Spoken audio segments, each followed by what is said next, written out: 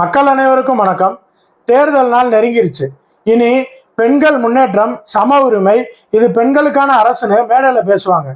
இலவசங்கள் மூலமா பெண்களை ஓட்டு போட வச்சிடலாம்னு நினைக்கிறவங்க மத்தியில நம்ம பாரத பிரதமர் திரு நரேந்திர மோடி அவர்கள் பொருளாதார ரீதியா பெண்களை தற்சார்பு நிலையை அடைய செய்யற விதமா சிறு தொழில் முனைவோருக்காக தொடங்கப்பட்ட முத்ரா யோஜனா திட்டத்தின் கீழ் வழங்கப்பட்ட மொத்த கடன்கள்ல 68% பெண்களுக்கே வழங்கப்பட்டிருக்கு.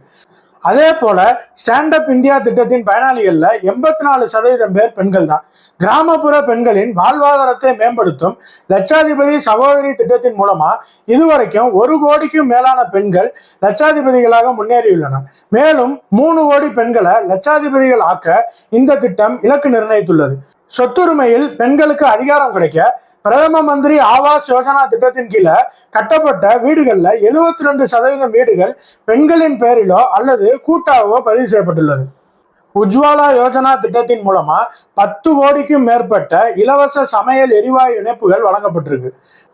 நமது ஜனநாயகத்தை மேலும் வலிமை பெற செய்ய அரசியல் அதிகாரம் அளித்தலில் மாபெரும் மைல்கல்லாக பெண்களுக்கு 33% இடஒதுக்கீடை சட்டமாக்கியது இந்த பிஜேபி அரசு தான். இலவசம் அளிக்கிறதுல இல்ல, அதிகாரம் அளிக்கிறதுல தான் சம உரிமை இருக்குன்னு உலகத்துக்கு எடுத்து கூறியிருக்காரு நமது பாரத பிரதமர் திரு நரேந்திர மோடி அவர்கள்.